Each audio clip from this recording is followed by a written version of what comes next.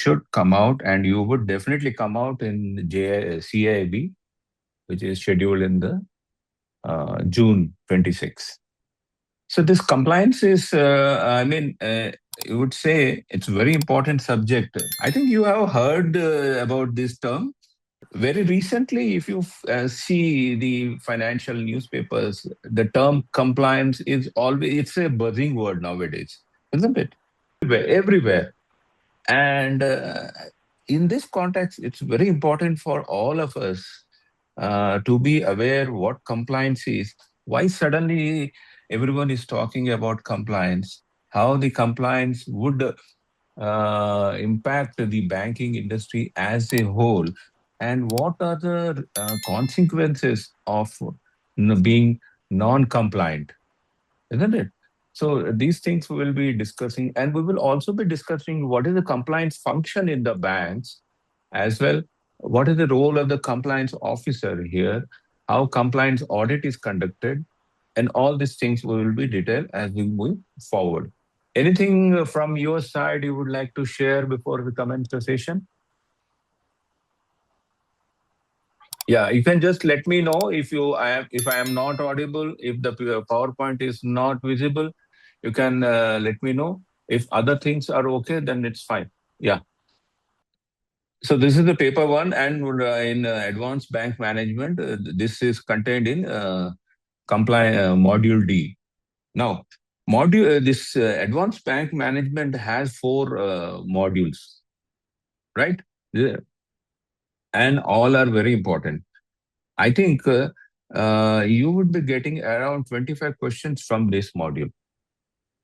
And say all of these questions, most of that could be negative. So when the questions are negative, it's all the more necessary to understand the concept of the subject and be well versed with all these functions or whatever we are going to discuss. Because, and straightforward questions you will not be asked. Now, this is a professional exam, and so straight questions we cannot anticipate, right? So, yes. Okay, now if I ask you, what is compliance in your, according to you, what is compliance? Yeah, anyone?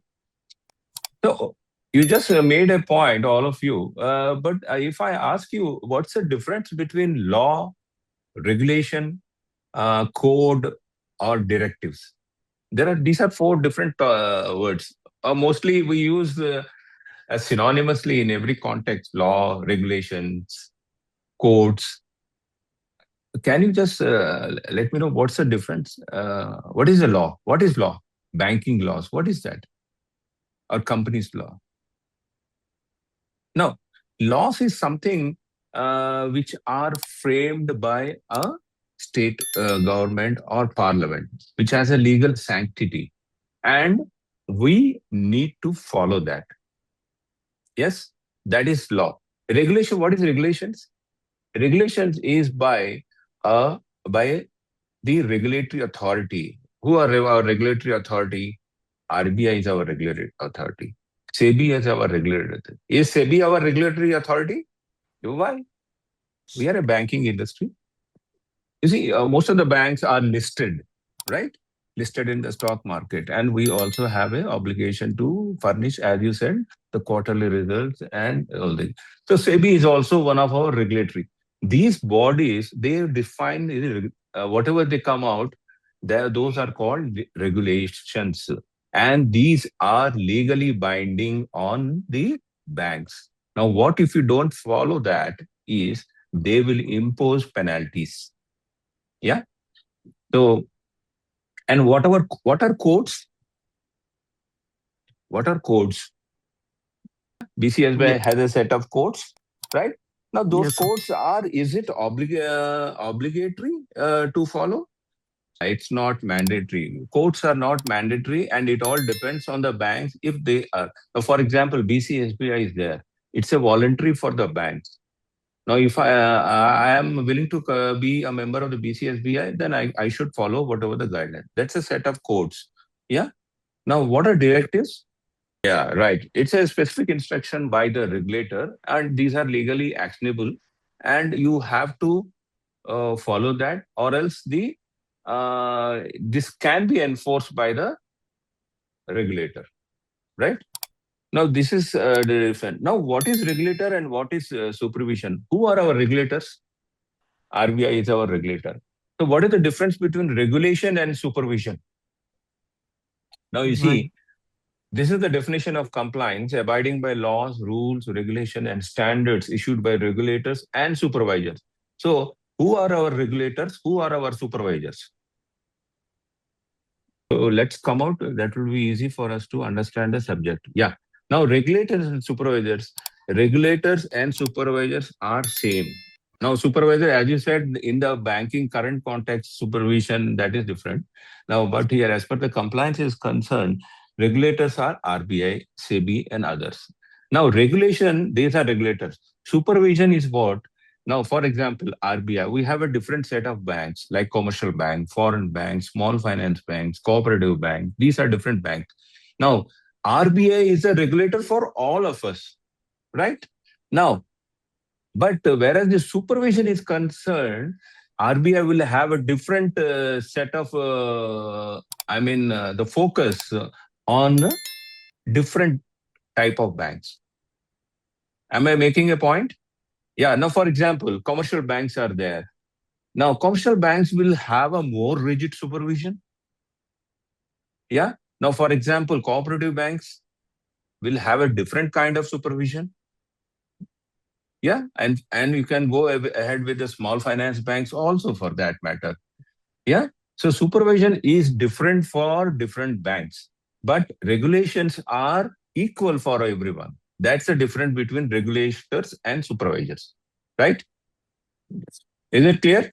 Now, why this? What is the history of compliance? If I ask you now, if you see that it all started in the 1990s, based on the Ghosh Committee on Frauds, when this compliance word propped up. Now, at that time, it was as a support function for the banks. Now, in the year again in the 1990, as per RBI guidelines, then a general manager in each of the bank was appointed, and he was assigned the duties of audit, inspection, and compliance. So all these functions were within that general manager.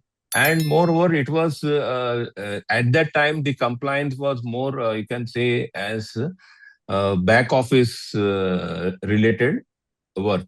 Now, in the year we all know with the liberalization, economy opening in the year 2000 onwards. Now, what happened at that time? Most all of the public sector banks went into computerization. New banks have started coming, like Axis Bank, HDFC Bank, and all that new banking. A lot of competition in the banking field was visibly seen. And of late, if you see, a lot of small finance banks have come up. A lot of fintechs have also come up. A lot of new products have come up. And with all these, there is the regulating everyone is becoming a very important point at these times. So with new products have come out, so obviously there would be new challenges. And to top it all, you are aware that our country is also a member of the Basel Committee. Now, Basel has also highlighted the importance of compliance because in what are those banks which were closed? Leasing, what is that? In the foreign banks, some banks were closed because of the compliance, this one. So, as per Basel norms, also, this compliance culture got into prominence. So, this compliance, then it was assigned an independent function and not linked to the bank's management. That we will see in the foregoing uh, slides. Now, if you see in any bank, compliance is a totally different function. It does not report to the bank CEO, and every you have a compliance risk audit going on. There are trainings with regard to compliance. I hope some of you might have undergone training in compliance. Your response, please. Did you, at any point of time or during any of the training session, there could be one session with regard to compliance? Is it so? So almost all banks are now focusing on compliance part, right? No, this is a compliance universe. As I said, who are our regulators? RBI is our regulator. SEBI is our regulator. Why SEBI? Because banks are listed in the stock market. So since we are listed, we are supposed to publish our quarterly results, final annual results, all that. IRDA. Why IRDA is our regulator? Are we also doing insurance, right? General Yes. insurance, health insurance. So IRDA is also our regulator. PFRDA, some of the banks are they are also doing PFRDA. This one, some of them. NPS. So PFRDA also is our regulator. NSDL, CDSL, these are depository participants. Foreign country FCRA for foreign exchange. NABARD. Why NABARD? Day Agriculture. Competition Corporation of India. uh, and International Financial Services Center Authority. So all these are our regulator. So we are supposed to follow the directives given by these regulators. Now, apart from that, we also have some statutory laws. What are they? We are Banking Regulation Act. Now, every now and then, we are supposed to be governed by because we are in the banking field.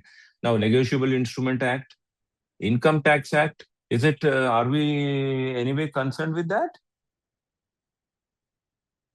Yeah. Whenever you make a FD, if you're making interest payment, you are supposed to ensure that yes, reduction of TDS is done. Whether for any account to be opened, you need to have the PAN card, Form which is 60. in or Form 60, and ensure the proper deduction of tax and is remitted to the tax authorities as on the due date, right?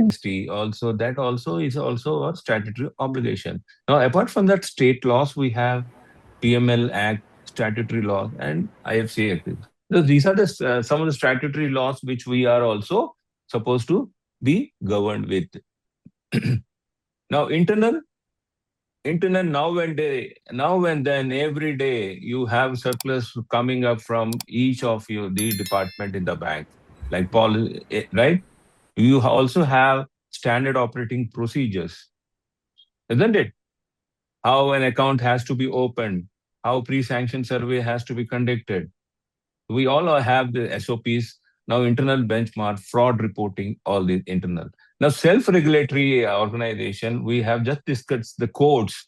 Now, BCSBI, FEDAI, AMFI, FIMMDA agencies, and FIU, I4C on all that. What is I4C?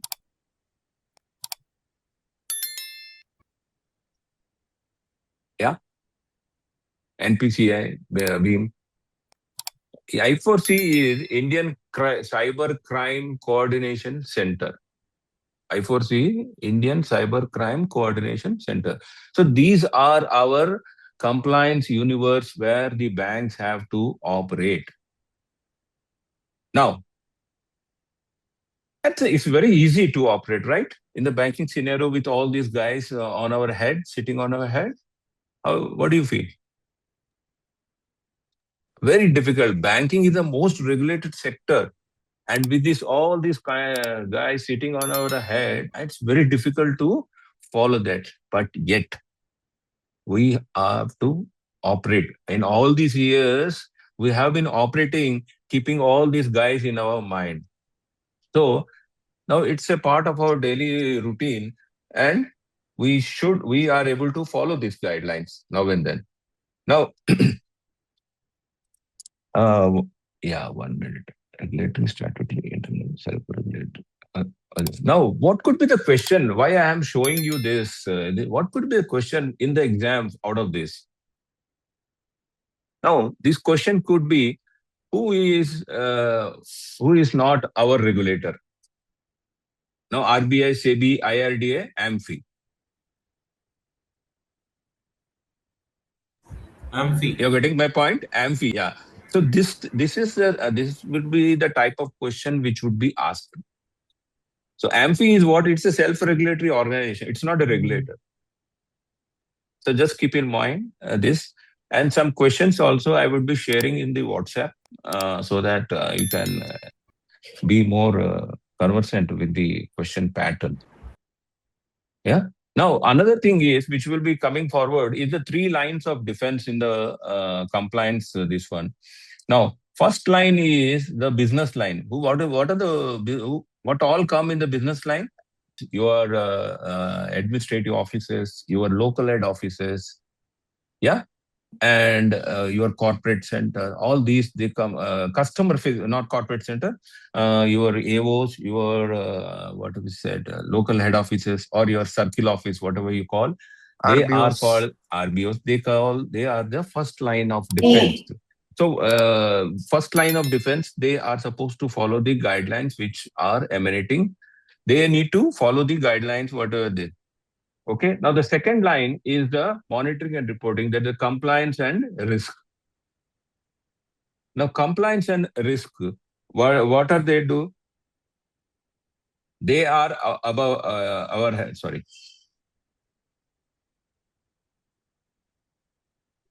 They are independent function, right? They are independent function. They report to the board of directors. Compliance risk, they report to the board of directors. They don't report to the our chairman, bank's chairman. Please keep in mind. They are an independent functioning authorities, compliance and risk. Okay. Now, third line comes the your internal audit function. That is called as an assurance function. They are also independent. So second line and third line are independent functions. Please remember, could be a question. This we have discussed. Now, yeah. So compliance, we have just discussed what are the rules, codes, and this one. Now, beyond legal way, embrace broader standards of integrity, ethical conduct, and good governance. Now, you see, beyond legal binding, embrace broader standards of integrity, ethical conduct, and good governance. Now, you see how important it is. You just very recently, which is still in the news with regard to HDFC Bank. You see what happened in that case. What happened in that HDFC Bank? Are you aware of this? Have you heard of it? My point is beyond legal bindings, embrace broader standards of integrity, ethical conduct, and good governance. You see that very recently HDFC Bank was in limelight for mis-selling of 81 bonds. Now, Yes. because that in mind, their independent director, part-time chairman resigned, and this is mis-selling of 81 bonds cropped up, which was there earlier also, but it was kept at a low level. It was, you can say, subsided. Now, what happened with that? All these are missing. Integrity, ethical conduct, and good governance were found missing in that. And because of that, what happened to the bank holdings, you see? So there was drastic reduction in the price of that. Even the investors, one of the investor, he came out of that. Now that would be the level of, I would say, the what would say image negative impact of this if we are not following the compliance in the banks, right? So what would be what the customers would be feeling about that incident? Obviously, they will be having a negative thought about the bank. How integrity is there. Now, the trust of the bank is be getting lost. There will be a loss of business among with the bank and all that. Okay. So this we have discussed in chart type, all this compliance, this one. Yeah, significance of compliance. Yeah. What happened? Internal significance of, yeah. Now, internal compliance applicable to all employees. Now, is there anyone who is not concerned with the compliance universe? No. All of us who are working in the bank are supposed to be aware of all the rules, regulation, and be within the ensure that we are compliant. Okay. Now, why it is necessary? So it promotes orderly behavior and uniformity in conduct of the stakeholders, reduces systemic vulnerability and resultant chaos in the system, minimizes deviation and aberrations.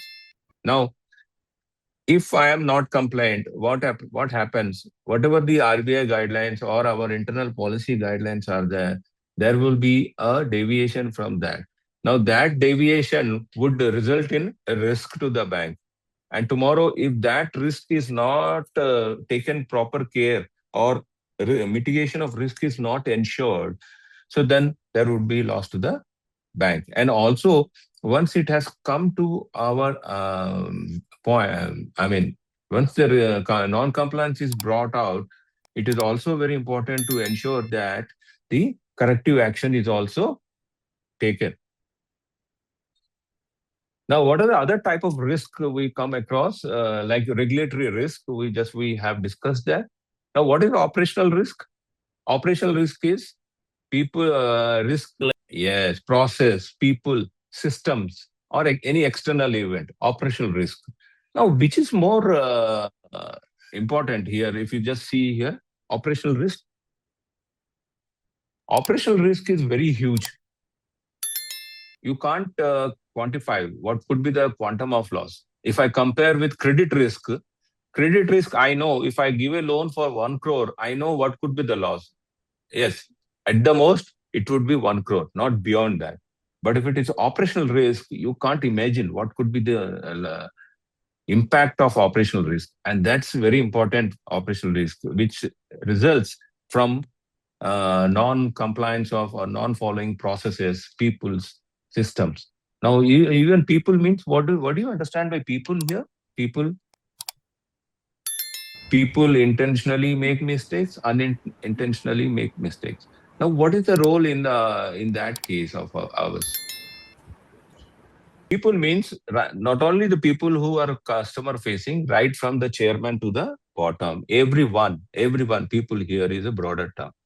Yeah, systems, all. So operational risk is very important. No, legal loss of risk of loss resulting from failure to comply with the laws. Now, if I don't comply, what would be that? The customer may drag me to the court. Now, if a check is given for collection and if it is returned unpaid and if I am not delivering the check back to the customer, he will sue us. Now, for example, title deeds, housing loan title deeds are deposited in the bank.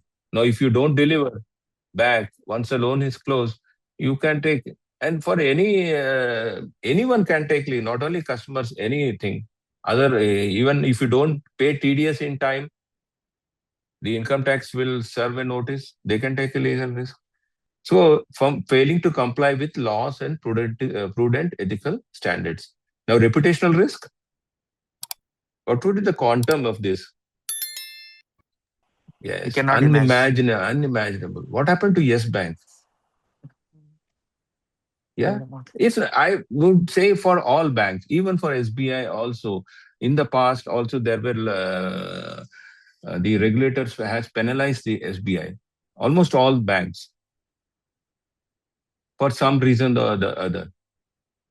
Now, non-compliance of KYC. Now, Yes Bank, you know what happened in Yes Bank.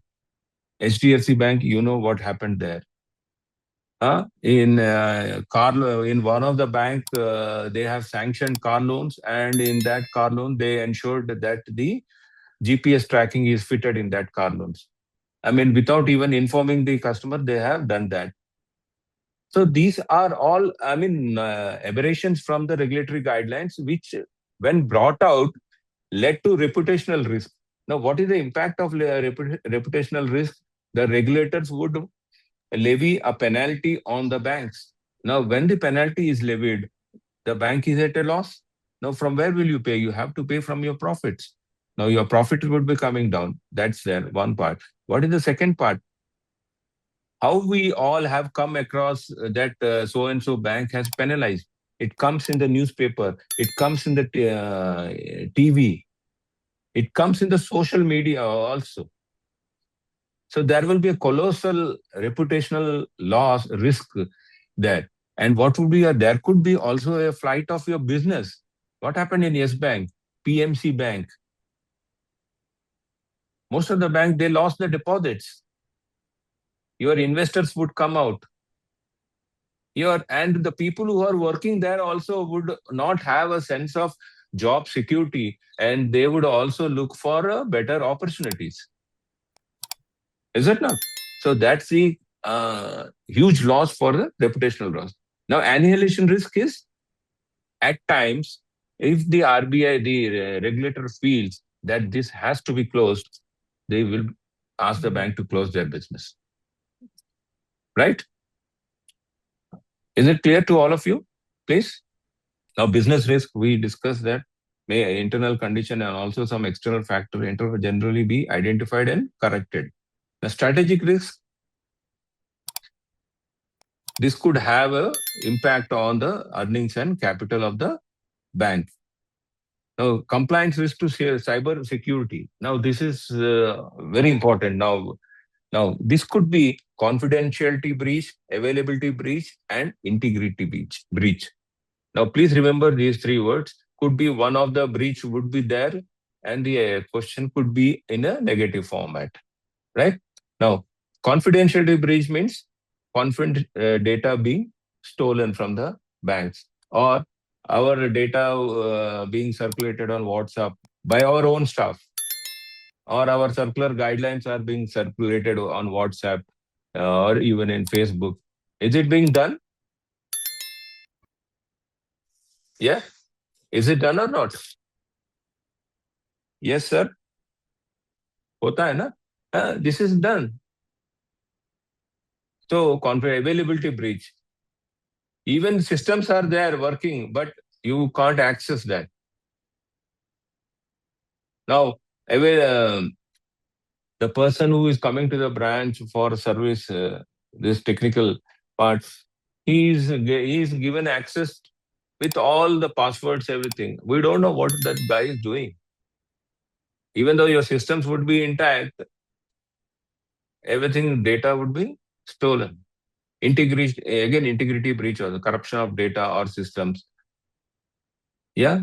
What is also important is non-sharing of passwords. You have to keep on changing passwords.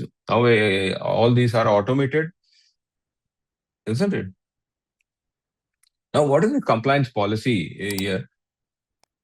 So, in RBI circular dated April 20, 2007, what said RBI said is the bank should formulate and implement compliance function policy within 6 months. Now, what that compliance policy should include? What is the scope of compliance function? Compliance function is the responsibility of everyone, right from the top to the bottom. So, compliance functions or compliance, what do you say? The officers should be at the head office level, at the zonal office levels, at the subsidiaries levels. Yeah, there should be one separate compliance officer at the apex level, and what is his roles and responsibilities, that also we will see. Now, compliance function at foreign centers. Now, you see the compliance universe we have seen. For branches, foreign branches, they need to ensure that they should follow the guidelines of all the regulators, other industry bodies, statutory laws. Apart from that, they also need to be complied with the directions of the regulators where they are operating. Particular country. Suppose a foreign bank is there in UK, so the regulatory directions of the UK financial regulator, the foreign branches need to comply with. Yes. So this is what bank approved policy should be there, compliance policy, role of CCO, that we will now discuss all that. Now, the policy should lay special thrust on building of compliance culture. Now, how compliance culture would be built in branches? What could be this one?